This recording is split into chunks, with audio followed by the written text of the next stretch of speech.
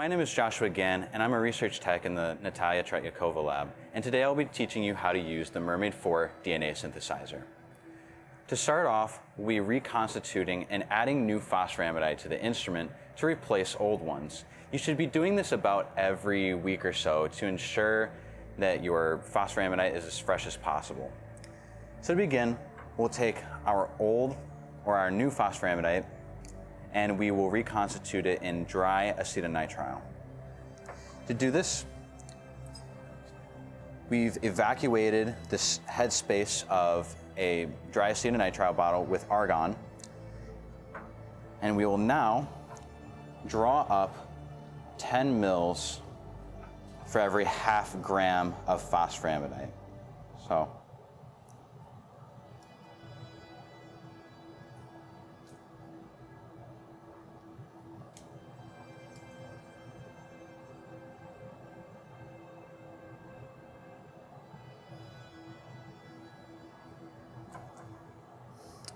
once we have our desired volume, we're going to invert the syringe and then push out any air bubbles that may be there. We don't want any spraying to occur.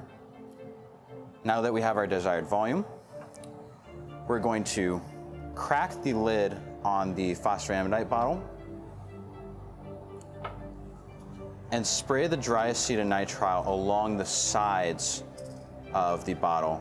This ensures that there's no splashing occurring and that we're not introducing any moisture to the phosphoramidite. This is really critical because phosphoramidites degrade under moisture.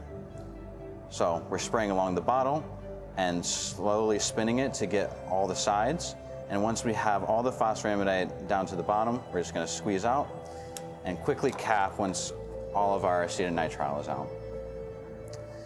We now need to reconstitute this and make sure that all the phosphoramidite is completely dissolved. So what we'll do is we'll just vigorously stir here on the tabletop.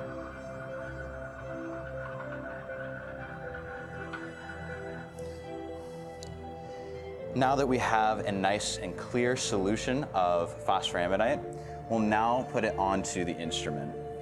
To do this, we'll first remove our old phosphoramidite. We will then quickly open, insert the hose, and screw on to the left, making sure that it's finger tight, but it's not too hard to get off later. Now that we have our new phosphoramidite on the Mermaid, we need to purge it in. So to do this, we're gonna enter into the Poseidon software. So we'll click the icon here that says Poseidon, and we'll log in using the username of admin and the password admin. We'll then go to valve options and injection head test. From here, you can see all the various reagents that are on the Mermaid.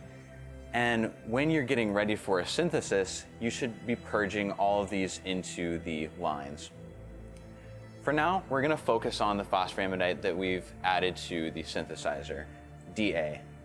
So to navigate to it, you'll just click on the icon right above A, and we'll then inject 100 microliters at a time of DA solution.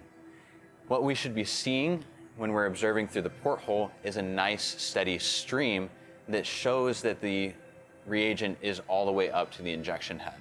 You can notice that there's no bubbles occurring in this stream, and it's very straight and quick. So now that we're ready to set up our run, we need to write a sequence file for it.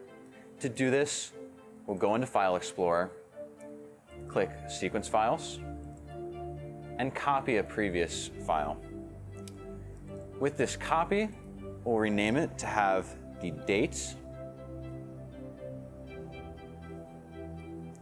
a gene of interest, the initials of whoever's synthesizing it, and any other naming that you want to include for your sake. With this file, we can now write in whatever we want past the comma. For DNA, you'll want to write in uppercase, i.e. A, T, C, and G. And for RNA, you'll want to write in lowercase, so A, U, C, G. This will tell the instrument what bases you're trying to couple to your column, and will allow you to designate where in your sequence these are going to occur. Now that we have this, we'll save it and close out. Now that we're ready to set up our run, we're going to install our column onto the synthesizer. To do this, we'll take a CPG column that contains 1 micromole of resin and is coupled to the last base of your sequence. We will open up the synthesizer door and install the column onto one of the 4 positions within your synthesizer. We will now close our doors and lock it in place. Now that we have all of our reagents in place, we can now set up our run. To do this, on the main screen, we'll click Set Up Run. We'll then select a sequence file for the position that our column is in, using a sequence file that we made earlier.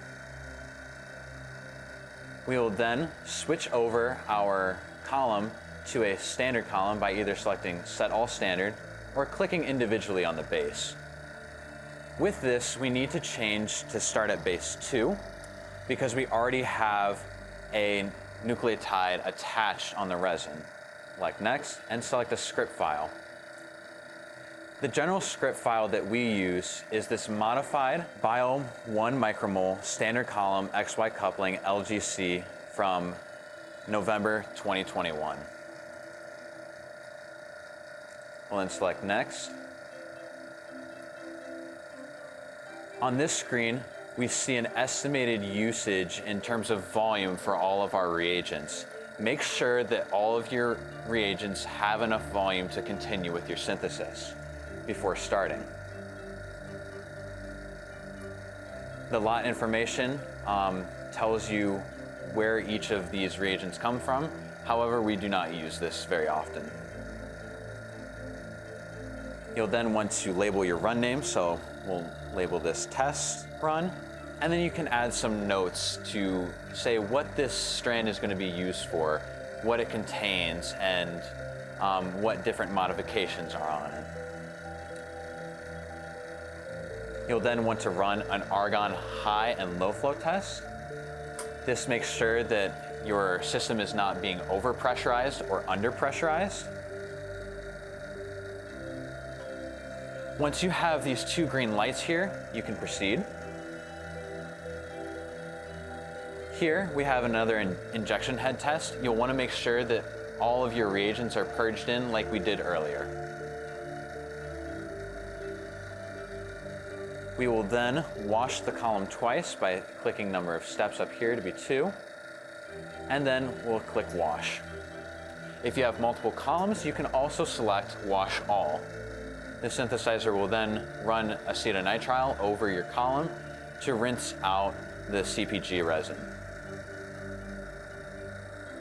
The final screen will ask you if you want to start your run, and if you're very sure, you can select OK. Now the inner chamber of the mermaid will start to purge with argon, making sure to keep everything under an inert atmosphere. So now that we're at the run screen, we can navigate to a couple of different places during our synthesis.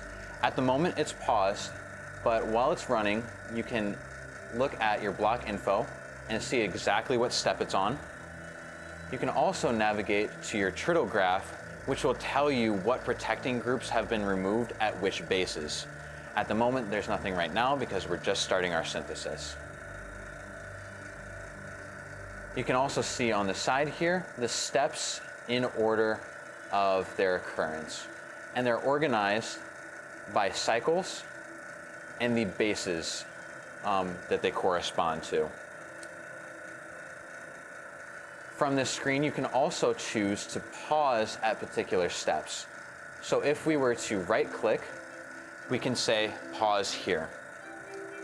We can also reposition our step by doing the same thing and right-clicking and clicking reposition. This will move around the current status of our cycle to a place where we would like it to be. In this case, I'm gonna keep it on the wash. So now, what we want to observe is at the start of our run, we want to be able to see an obvious deprotection of our base from the column. We want to make sure that those trityl groups are coming off so that incoming phosphoramidite can couple onto the column. We're going to go through a couple of wash steps here first, and then we'll see the deblock reagent enter into the column and cause an obvious orange color to appear. You should ideally see this at every step of your run when you're deblocking. So now our deblocking reagent is going to enter the column. It's going to flow through, and you can see that there's that nice dreamsicle orange color there. As you're doing this, you should monitor to make sure that the instrument is not stopping and that there are no errors occurring. After your deblock step, your synthesis will run through a couple of different steps, including washing, coupling, capping, oxidization, and the later deprotections. As you're going through this, you should monitor your reactions to make sure that there's trityl data for them and that there are no errors occurring during this process. To monitor your trityl data, you can go to the block 1 trityl graph and refresh data. And as we can see, there's a nice bar graph that's being formed as you're going through your synthesis. Make sure that this signal is appearing for each one of your bases. The intensity of these bars is not relevant to how efficient they're coupling, but it is a good indicator that your reaction is working. Ideally, we want to see a signal for each of our bases. If we don't, we want to try to alleviate that through some troubleshooting. Now that our synthesis has concluded, we want to deprotect our oligonucleotide from the column. To do this, we'll remove our now dry resin column from the synthesizer. We will take a razor blade and cut just above the frit, making a sawing motion just above. This will remove the excess plastic and leave the frit open to us. Now, using a syringe needle, we're going to remove the frit. So you'll just plunge it into the frit and slowly pry out. You'll eventually see it come loose, and then we can remove it with our hands, or not. There we go. So now we've exposed the resin, and we can place it into our microcentrifuge tube by inverting and then tapping loose. We'll tap loose all of our resin, and then we will add ammonium hydroxide to deprotect. Modified bases will require different types of deprotections, but generally for our syntheses of normal oligonucleotides, we will use ammonium hydroxide. So we're going to take our syringe here,